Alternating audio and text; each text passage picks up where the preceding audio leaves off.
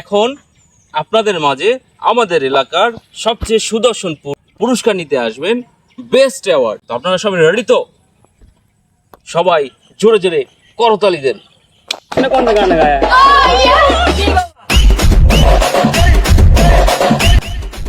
ভাই বাংলাদেশে বলে একসে ভাইরাল ভাইরাল সুদর্শন পুরুষ কই মুয়া দিয়ে তো খুঁজলাম, কই একটা তো পাইলাম না।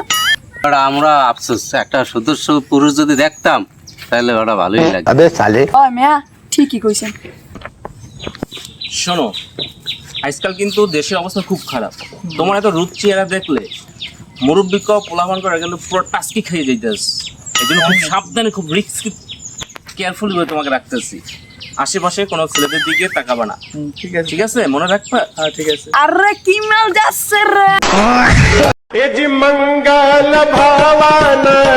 ভাই, এই জিনিসের জীবন চোখে দেখি নাই আমি।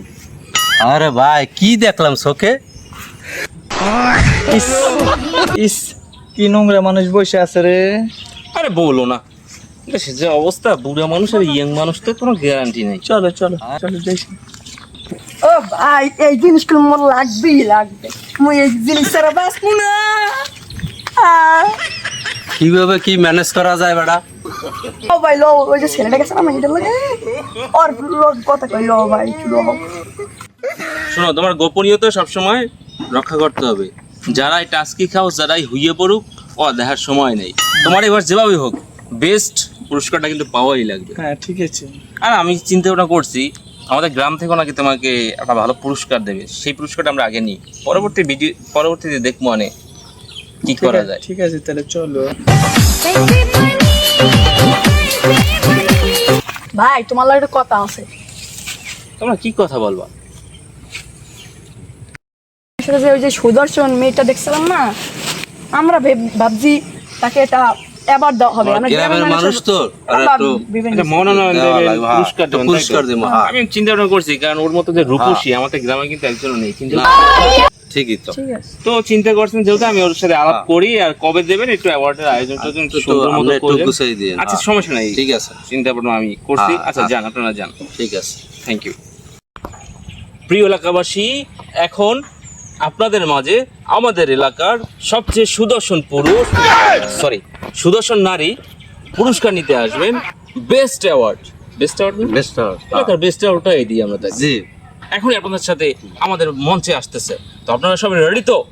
रुको जरा সবাই জোরে জোরে করতালি দেন। धक्का मुक्की नहीं करने का।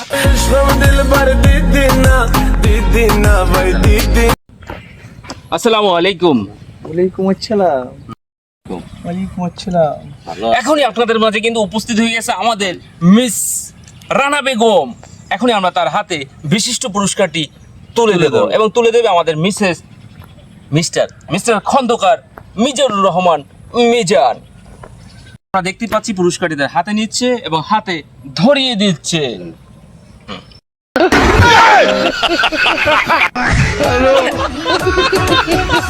ও মা ভাই এটা কি পুরস্কার গো?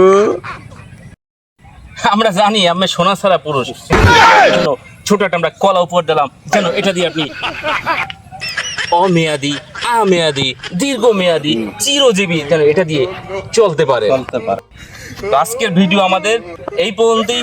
আজকে আমাদের এই ভিডিওটি আপনাদের কেমন লেগেছে অবশ্যই কমেন্ট করে জানাবেন। আর আমাদের মিসেস জিনিস ছাড়া মিসেসকে কেমন লাগতেছে সেটা কিন্তু কমেন্ট করতে একটু ভুলবেন না। ভালো থাকুন, সুস্থ থাকুন। আজকে এই পর্যন্তই।